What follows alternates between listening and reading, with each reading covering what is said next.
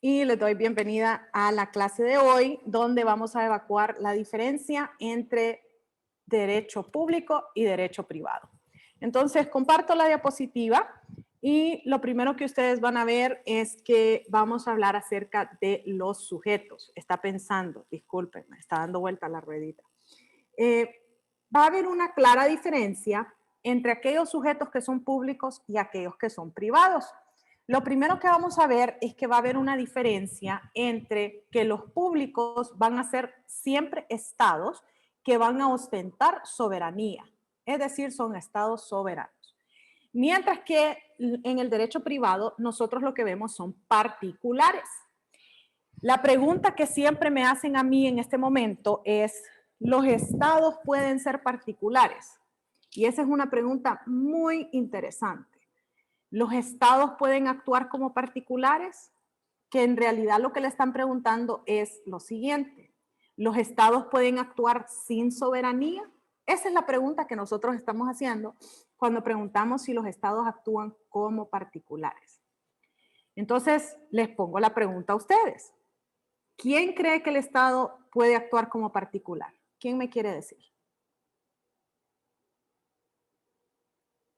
Abogada, creo que se pueden en ciertas veces. Cuénteme, Creo que ya Olga. lo habían mencionado. No recuerdo si fue en esta clase o algo que habíamos dicho que a veces pueden serlo, abogada. Ok, entonces Pero no Olga recuerdo. dice que a veces puede ser, a veces el Estado puede actuar como un particular. ¿Alguien más apoya a Olga? Sí. Sí, abogada. A ver, cuénteme por qué la apoya. Porque cuando se hacen, por ejemplo, cuando se hacen contratos con empresas extranjeras, actúa como particular. ¿Qué tipo de contratos, Imani? Cuénteme. Puede ser como ahorita no me acuerdo el nombre, pero puede ser para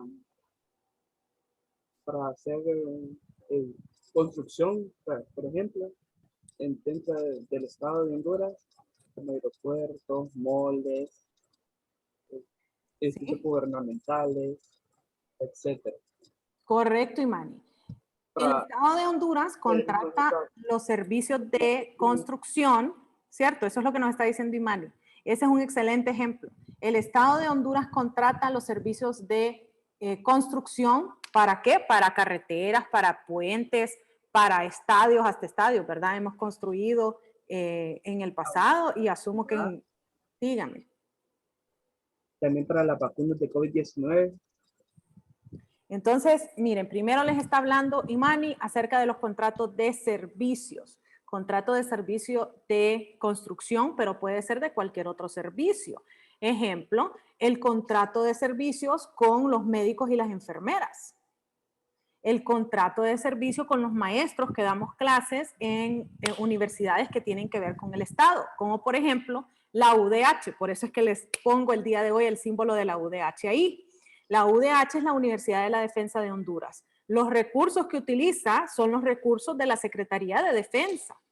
Y a mí me contratan para ser catedrática adentro de la Universidad de Defensa. Eso es un contrato de servicios. Yo proveo mis servicios de catedrática. Y luego Imani nos dio otro ejemplo, que es el contrato de bienes. Yo le voy a comprar algo a otra persona. Y esos bienes pueden ser vacunas, pueden ser focos, pueden ser cemento, varilla, o sea, todo lo que usted pueda comprar, hasta la comida que se come en casa presidencial cuando viene un alto funcionario, sí, hasta esa comida. Hasta la comida que comen el presidente todos los días, que le preparan en casa presidencial, sí, hasta esa comida hay que comprarla, ¿verdad? Hay que comprar los ingredientes. Entonces, sí, el Estado puede actuar como particular. ¿Y por qué nosotros decimos eso? Por algo bien sencillo. Yo como catedrática de UDH, puede ser que un día no pueda llegar a trabajar. Así como me pasó con ustedes, que el otro día tuve una emergencia, estoy en un diplomado, yo ya tenía todo programado, mi compañera Dulce, hicimos el trabajo entre las dos y mi compañera la que iba a hacer la parte de la presentación y luego le da COVID, ¿qué hago? O sea, literalmente en ese momento la única respuesta fue literalmente que 4 horas de anticipación. Le escribo al profesor, le digo esto es lo que está sucediendo y el profesor más bien me salió, me tiene que mandar fotos de ella en la camilla. O sea, respuestas que nada que ver, no deberían de ser así. Y entonces, así como yo tuve que aplazar una clase con ustedes, así me puede pasar en UDH que yo tenga que aplazar una clase. Les digo, ese dinero es dinero del Estado. Es una universidad que está atada a la Secretaría de Defensa. La mayoría de mis alumnos son militares en estado activo. Y sin embargo, a mí no me pueden llegar a tocar la puerta a mi casa, a hacer un allanamiento para que yo dé la clase. Ellos no pueden venir a mi casa y decirme encienda la cámara.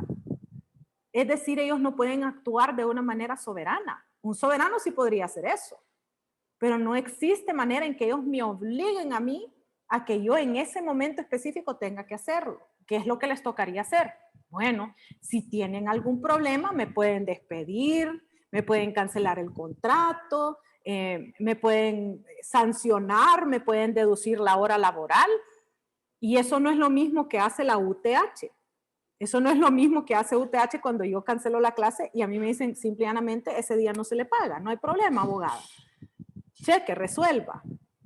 Resuelva por su lado, que lo único que hacemos nosotros es deducirles ahora. ¿Ok? Entonces, ellos están actuando en ese momento como un particular. Ellos están actuando así como tendría que actuar la UTH. Hacer un proceso, hacer un procedimiento. Si ellos compran estas vacunas del COVID, por ejemplo, ya sea que es la Sputnik, la AstraZeneca, la Pfizer, la Moderna, la J&J, si ellos las compran y esas vacunas vienen dañadas, por ejemplo, que puede suceder que ellos abran el contenedor y el contenedor viene con 100 grados de temperatura, está arruinada la vacuna. ¿Okay? Eso puede llegar a suceder y ni siquiera tiene que ser con malicia, eso puede llegar a suceder por una falla técnica. ¿Sí? ¿Qué sucedería en ese caso? Bueno, entonces el Estado de Honduras tiene que ir a la compañía, tiene que ir a Pfizer, tiene que ir a AstraZeneca, tiene que ir a Moderna, tiene que ir a Johnson & Johnson o inclusive tiene que ir a un estado. El estado que se la vendió o el estado que se la donó Israel, se la donó Rusia. Tienen que ir a ellos y decirles, disculpen, no puedo aceptar la donación o tengo que devolver estas vacunas, necesito que me represente el dinero porque llegaron dañadas. Así como usted lo haría, cuando usted compra un medicamento y le sale dañado, usted regresa a la farmacia y le dice, mire, me salió dañado el medicamento, venía abierto el sello, algo sucedió, yo no lo puedo utilizar porque puede ser dañino para mí, quiero hacer un formal reclamo, aquí está mi factura. Sí, aquí está mi documento legal que me respalda, que fue literalmente hace 10 minutos que la compré, ¿verdad? Entonces, igual a como cualquier particular tendría que actuar, así tiene que actuar en esas instancias el Estado, tiene que seguir un proceso. Y eso puede ser de un foco o puede ser de literalmente todo el cemento que voy a necesitar para una carretera.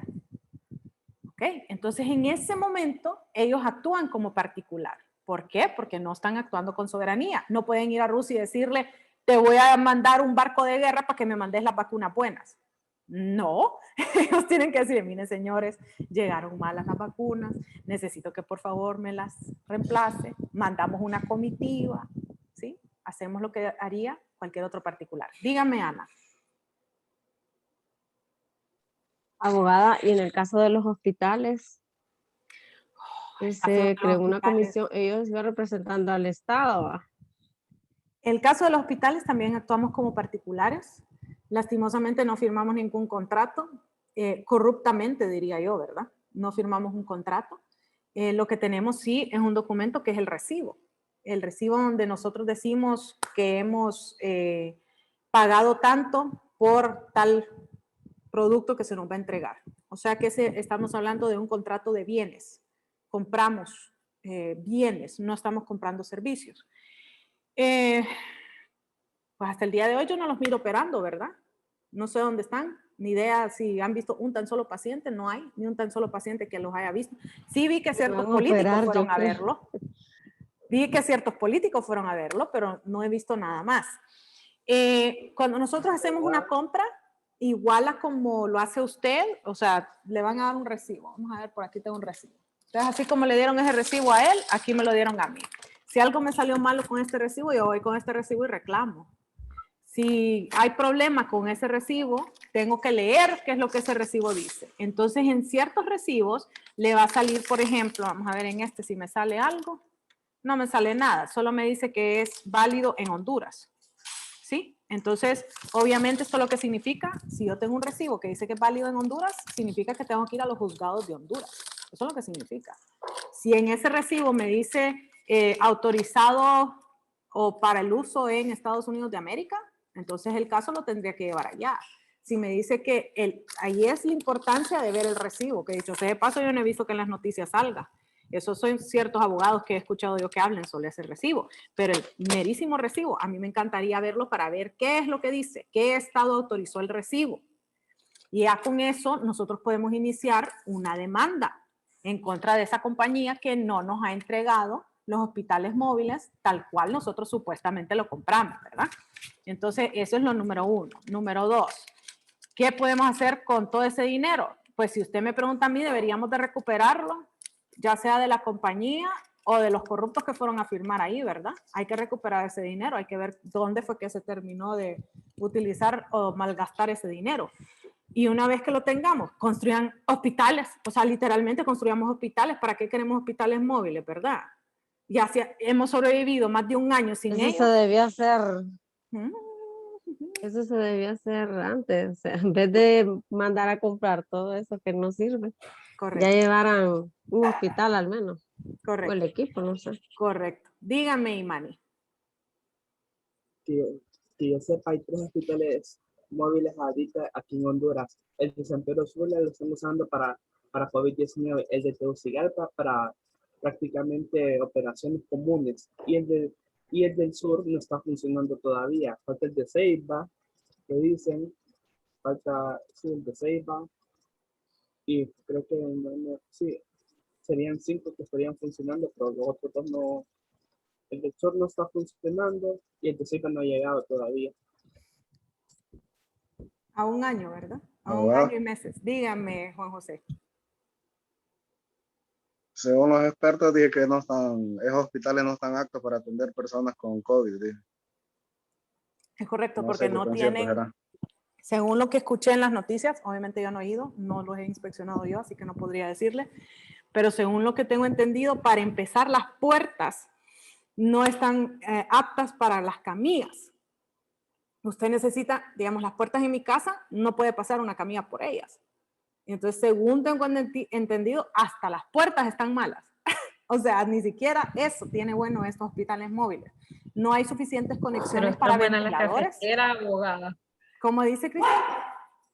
Pero están buenas las cafeteras. Ah, bueno, sí, las cafeteras Es dicen lo, que están buenísimas, porque son cafeteras de café es lo turco. único. No es broma, no es broma. Cuando les digo eso es en serio, porque dicen que viene con cafeteras de café turco, y el café turco es una de las cosas más exquisitas que hay. Les digo yo que soy cafetera, ¿verdad? Entonces, eso es lo que tenemos que hacer, tenemos que seguir un procedimiento. Eso es lo que tenemos que hacer. Dígame, Cristian. Pregunta, abogada. Por ejemplo, las repúblicas pueden hacer transacciones así o siempre están Sí, así como particulares. como particulares, correcto. La república está como particular, a menos de que sea una cuestión como Taiwán, en donde Honduras los reconoce como un estado soberano. Y en ese caso, entonces Honduras y Taiwán sí pueden actuar con soberanía entre ellos dos. El problema del millón es, y si llegamos a quebrar ese tratado que tenemos entre Honduras y Taiwán, ¿quién va a ver el caso? Si la Corte Interamericana de Justicia, de Derechos Humanos, se las menciono porque Taiwán es donante y hace cuestiones de derechos humanos, la Corte Internacional, la Corte Centroamericana de Justicia, la Corte Internacional de Justicia, ninguna de ellas reconoce a Taiwán como Estado. Entonces, ¿a quién llevaríamos ese caso? Esa es la pregunta del millón. Entonces, usualmente lo que hacemos es que dentro del tratado decimos a dónde vamos a llevar a cabo la resolución de las disputas y usualmente lo llevamos a un arbitraje estatal, que esos existen y Bueno, el costo de esos arbitrajes es prohibitivo, se los digo muy en serio. Por eso es que es mejor que nosotros digamos, sí, hicimos el mal y, y no vamos a perseguirlo, sino que vamos a admitir las cosas porque es altamente prohibitivo llevar un arbitraje estatal. Completamente. Solo empecemos por quiénes pueden ser árbitros en esa. Yo no podría ser árbitro en esas causas. Para ser árbitro en una cuestión estatal, especialmente si estamos hablando de un estado que no es reconocido por muchos, usted tiene que, como mínimo, hablar inglés y francés, y yo no sé hablar francés. Entonces, ya desde ahí, descalificada. Ya desde ahí, estoy descalificada. Y para que usted tenga un abogado que sepa hablar inglés y francés, que sepa específicamente de cuestiones arbitrales y que sea especializado en cuestiones del Estado, ese fregado le va a salir carísimo, carísimo. Mínimo le estoy hablando que por audiencia le va a cobrar unos $10,000 por audiencia. Ya se imagina, ¿verdad? Entonces, altamente prohibitivo. Altamente prohibitivo. Entonces, eso debería de quedarles claro. Los estados sí pueden actuar como particulares. Y lo actúan como particulares cuando ellos se despojan de su soberanía. Cuando hacemos eso en cuestiones tan sencillas como contratar a un maestro de educación básica, ahí ellos no actúan con soberanía, ahí ellos actúan como un particular más. O en cosas inmensas como la adquisición de hospitales móviles. Eso es enorme, 47 millones, ¿verdad? Según tengo entendido, de dólares. Eso no es una cifra poca, ¿verdad? Especialmente para algo que es provisional nada más. Ok. Seguidamente vemos que... A lo interno, abogada. A lo interno, dígame, Cristian. A lo interno, ¿actúa el Estado como particular? Todo lo que ellos compran, que lo compran en el comercio interno, están actuando como particular. Todos los maestros, todos los médicos, todas las enfermeras, todos los minions, como les llamo yo a los de la alcaldía, todos los minions que ellos contratan, todos ellos son contratados a nivel de particular. Ellos son particulares, ¿sí? Ok. Obviamente nosotros podemos contratar extranjeros y ahí es donde se vuelve algo de derecho internacional privado. Vemos bastante común que nosotros hemos contratado consultores que no son hondureños, que nos vienen a decir a nosotros adentro de las secretarías qué es lo que deberíamos de hacer en algún aspecto, ¿verdad? Entonces sí tenemos extranjeros que hemos contratado y se vuelve parte del derecho internacional privado. Bien, lo segundo que tienen de diferente son las fuentes. Abogada, Dígame. la EH puede ser un ejemplo.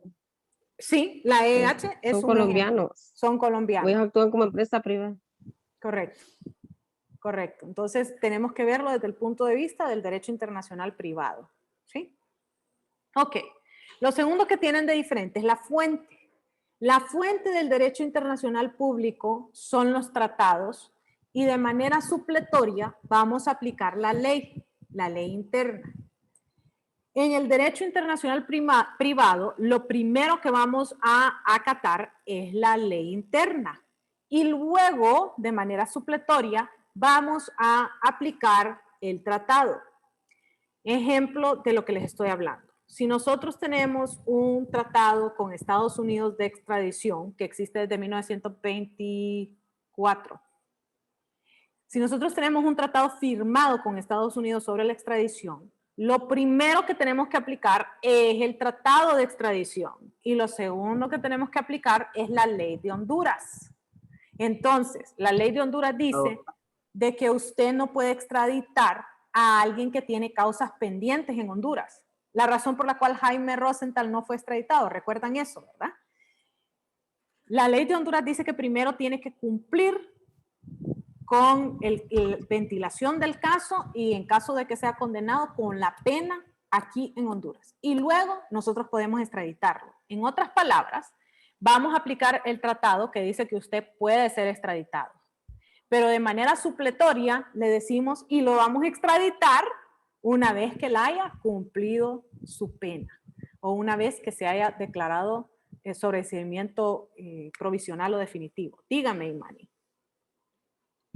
Hay que recordar que para 1830 en la Constitución estaba prohibida la extradición. Fue hasta el 2014 que se aprobó aquí en Honduras. Bueno, pero vamos a esa teoría acerca de qué es superior, la Constitución o el tratado. Y la respuesta, usualmente les digo yo, si ustedes son un país de poder, ustedes pueden decir que su Constitución es superior. Pero la misma Corte Suprema de Justicia de México, Ecuador, Colombia, Venezuela, Honduras, tenemos algo que se llama el bloque de constitucionalidad, que lo que le dice a usted es que el tratado y la Constitución están al mismo nivel, o sea que ni siquiera se atreven a decir que uno es superior al otro, que están al mismo nivel, dice ese bloque constitucional, y que en caso de controversia, usted tiene que aplicar el tratado por algo muy sencillo, porque nosotros debimos de haber negociado, debimos de haber firmado, debimos de haber ratificado y debimos de haber depositado, y en caso de que hubiera algún problema, hecho una reserva. Y si no lo hicimos, ¿de quién es la culpa? Ok, entonces la Del Corte que no leyó Suprema, bien. dígame, Cristian. Digo, del que no leyó bien y firmó sin leer bien. Del que no leyó bien, del que levantó la manita en el Congreso, del que está trabajando en Cancillería y no dice, hey, miren, aquí hay un problema, tenemos que hacer una reserva en este tratado. Ok, o sea que hay varios que son culpables en eso. Dígame, Rommel. Buenas noches, abogada de Buenas compañeros. noches. Conforme a lo que estaba diciendo usted, abogada, el ejemplo del señor Rosenthal, ¿verdad? Hablando de un grupo criminal, por ejemplo, los cachiros, ¿verdad? Que ellos son abiertamente una banda criminal, ¿verdad? Inclusive ligadas al narcotráfico, siendo los grandes de esa rama, ¿verdad? Pero, abogada, la diferencia, creo, entre lo que usted explicaba, radica en cuando ellos, porque ellos no pagaron en Honduras sus situaciones legales, sino que ellos se entregaron de forma voluntaria cuando fueron pedidos en extradición. Entonces, esta sería la pequeña diferencia, abogada, entre lo que usted está explicando en este momento. Ok, existe diferencia entre si tenemos cuentas pendientes con la justicia del estado donde estamos y si tenemos cuentas pendientes en dos lugares. ¿Qué sucede cuando tenemos cuentas pendientes en dos lugares? El caso de Jaime Rosenthal. Él dijo, ¿dónde me la juego? ¿Me la juego aquí en Honduras o me la juego en Estados Unidos? Y la respuesta de él de manera personal fue, me la juego aquí en Honduras. ¿Ok? El hijo no hizo eso. Yanni, que es el presidenciable, Yanni, dijo, no, a mí no me conviene quedarme en Honduras, a mí me conviene irme a Estados Unidos. Y si ustedes se acuerdan, él salió por un punto ciego, ni siquiera salió de manera legal de Honduras. Todavía tenemos ahí esa cuenta pendiente con él, tenemos un montón de cuentas pendientes con él, pero esa es una de ellas, que él salió de Honduras por medio de un punto ciego, salió de manera ilegal de Honduras. Entonces, él decide irse a entregar a Estados Unidos. Misma familia, papá e hijo. Y uno decidió enfrentar aquí en Honduras y el otro decidió enfrentar en Estados Unidos.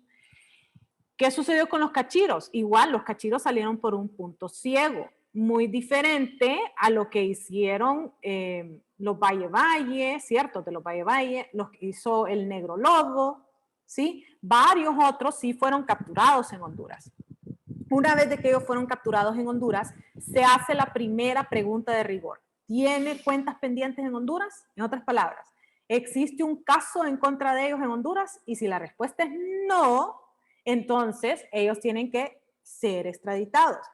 La pregunta también viene siendo, ¿por qué ellos no tenían cuentas pendientes en Honduras? Como que ahí no hay mucha lógica, ¿verdad? Ya ahí es una cuestión interna de Honduras que nosotros tenemos que preguntarnos, ¿por qué esta gente no tenía cuentas pendientes? Dígame, Imani. Y con Magdalena Mesa, en el caso de Magdalena Mesa. En el caso de... Magdalena Mesa. que Alguien El le caso Se de llamaba así, Magdaleno, abogado, dice. que El murió caso de 10. Magdaleno que mataron en el presidio, abogada. Oh, en el caso de Magdaleno que lo mataron en el presidio. Ok, Lo también. mandaron a matar. Sí, No, yo también. lo porque él no, creo que él no tenía nada que, ningún problema aquí en Honduras y ya lo podían extraditar, pero parece que el Estado de Honduras hizo malabares para que él no se podía extraditar. Ok, entonces tenemos esas cuestiones que son bien interesantes. O sea, ¿de dónde sale el caso pendiente de Jaime Rosenthal, por ejemplo? ¿Por qué a él sí le tenían caso pendiente y al negro lobo no? Estas ya son cosas que son muy delicadas, que nosotros tenemos que analizarlo desde el punto de vista de cómo están actuando nuestras instituciones. Esa es una gran pregunta. Óigame, ¿por qué si ustedes tienen los documentos, ustedes no hacen lo que deben de hacer y perseguir a esta gente? Porque estamos esperando que vengan los gringos y nos digan a nosotros, me lo llevo. Ok, entonces esa es una pregunta válida, completamente válida. ¿Por qué ellos no tenían casos pendientes? Obviamente yo puedo ir, Abogada, dígame. por ejemplo, en el caso de los cachiros, que ellos estaban haciendo transacciones bancarias, al ellos no tener ningún requerimiento, ninguna cuestión legal, las personas con las que hacían transacciones cometían ilegalidad o no, porque, o sea, si no estaban perseguidos por la ley ni nada Eran prácticamente. testaferros, sí. Ok, miren qué interesante. Si ustedes se acuerdan, muchas de las cosas de lavado de activos que se cometieron en ese tiempo todavía no eran penalizadas por el código. Entonces acuérdense de aquel principio de indubio pro reo. En caso de duda, se hace lo que beneficie a el reo. Entonces un montón de esta gente que participó, cuando todavía no había ninguna prohibición, ellos están libres y pueden seguir libres. Y más, pueden haber dicho, yo hice relaciones con los cachiros aquí en Honduras y teníamos tanto, y ellos pueden decirle todo lo que hicieron. Pero si en el momento en que ellos lo hicieron, el Código Penal todavía no lo sancionaba, entonces, señores, muy bien, gracias. Ese es uno de los grandes problemas que nosotros tenemos, tanto con el Código Viejo como con el Código Reformado, con el Código Nuevo. Hay un montón de cuestiones que nosotros consideramos, y nosotros le digo a la sociedad en general, consideramos que deberían de ser delitos, que no son delitos. Y si no, búsqueme usted en ese código dónde sale la definición de corrupción. ¿Cuál es la pena por actos de corrupción? ¿Dónde está definido? ¿Verdad? Así me quedan viendo un montón de mis alumnos. Abogada, yo no sé. Pues sí, es que no sabe por qué. Obviamente, los que hacen el código son los mismos diputados. ¿Y usted cree que un diputado va a meter eso adentro de un código? Póngase a pensar. Si con esa misma ley lo van a medir usted, usted va a crear una ley que va a decir que usted va a quedar enchachadito por andar metido en la tolva, por andar cometiendo actos de corrupción. ¿Usted cree que usted lo va a meter al Código Penal?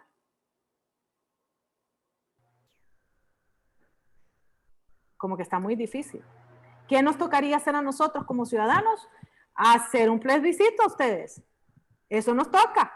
Meterlo nosotros a la fuerza, al código. Eso es lo que nos toca. Pero está difícil hacerlo porque ya sabemos que tiene que ir su nombre, su número de identidad, su huella digital y, como digo yo siempre, el saco en que quiere ser encontrado. Así digo yo siempre porque está difícil que nosotros vayamos a hacer cosas así, ¿verdad?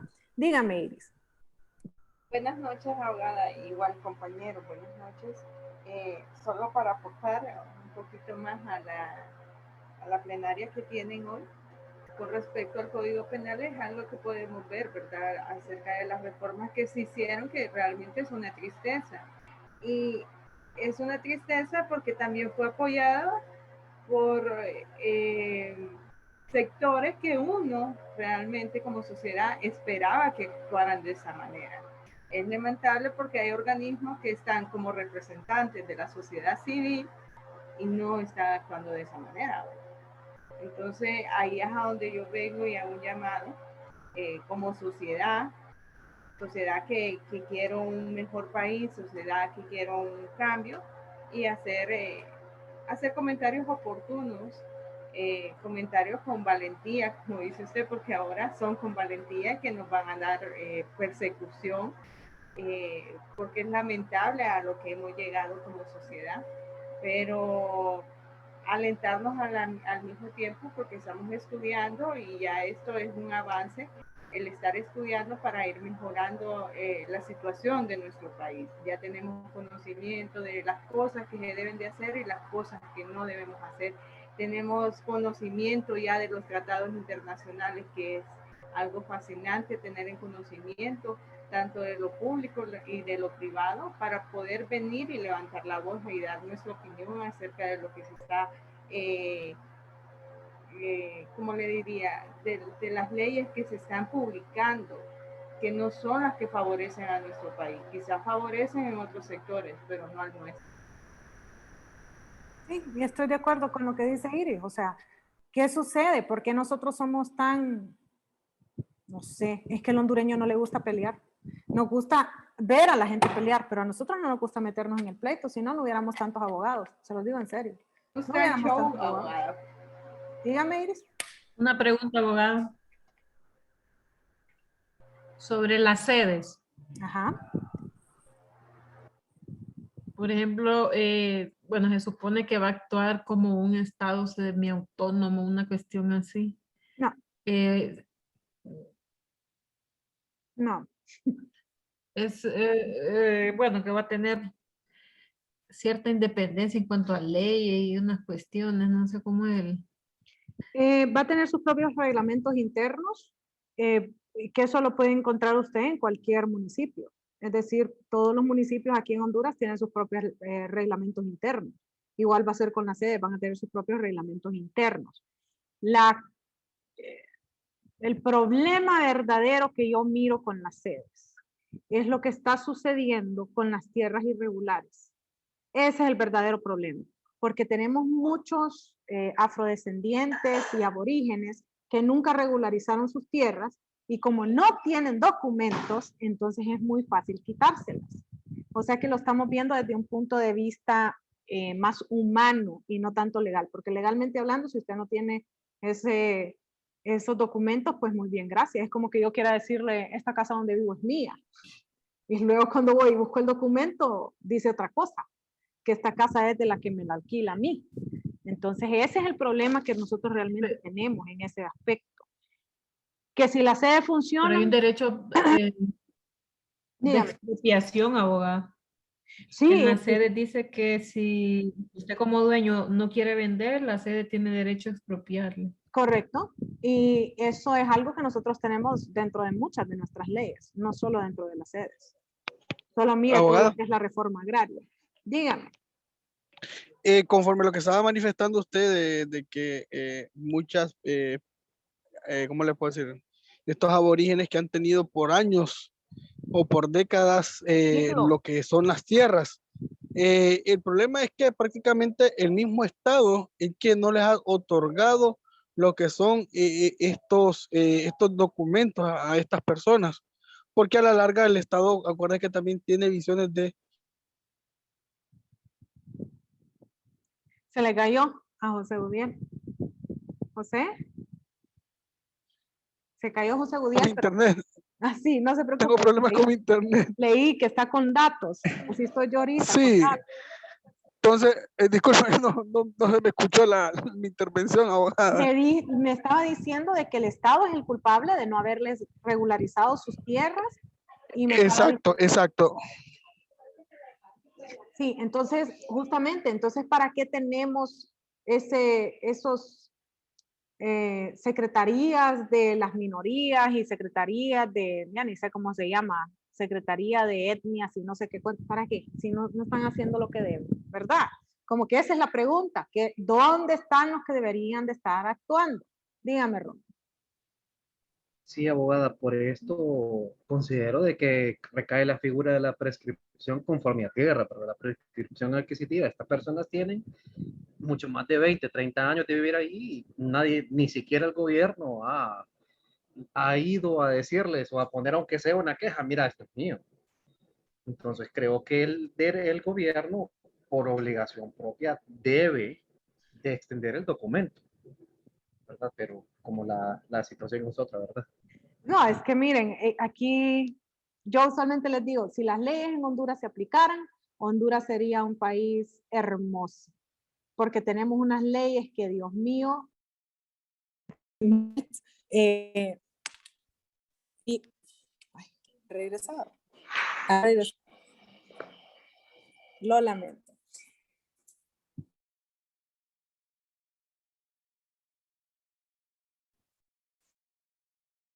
Honduras realmente, si nosotros en Honduras aplicáramos las leyes en Honduras, yo creo que nosotros viviríamos en un mejor estado. Se los digo muy en serio, eso es lo que yo creo. Tenemos leyes que son hermosas, tenemos leyes que están basadas en la justicia y sin embargo vemos que suceden cosas que no deberían suceder.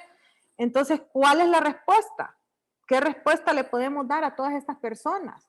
Bueno, la respuesta es que tendríamos nosotros que buscar la manera legal de hacer que estas tierras se conviertan en propiedad de ellos. Salir a quemar llantas, salir a protestar, ok, eso puede ser la manera en que usted quiera hacerlo, pero al final del día, legalmente hablando, yo necesito un abogado que se siente conmigo y que me pregunte, ¿de quién es esta casa? ¿Cuánto tiempo ha habitado en ella? ¿Dónde pagó sus impuestos? ¿Tiene los recibos? Vamos a la alcaldía, vamos a ver quién fue el que pagó. Ah, tiene más de 30 años los papás de Rommel de estar pagando eso. Ah, entonces ahí es donde cabe la prescripción. Tenemos que tener evidencia, porque solo salir a gritar a la calle, usualmente yo les digo, miren, si ustedes quieren salir a gritar a la calle, yo no les puedo parar. No, es imposible que yo a un adulto lo pare. Pero al final del día, yo como abogada no puedo hacer nada por usted si eso es lo único que usted va a hacer. No tengo cómo ayudarlo, yo como abogada. Pero es que mire que yo tengo el derecho. Ok, mi amor, tiene el derecho. Deme la evidencia, ayúdeme a buscarla. No, porque es que a mí se me debería de respetar. Vamos mal.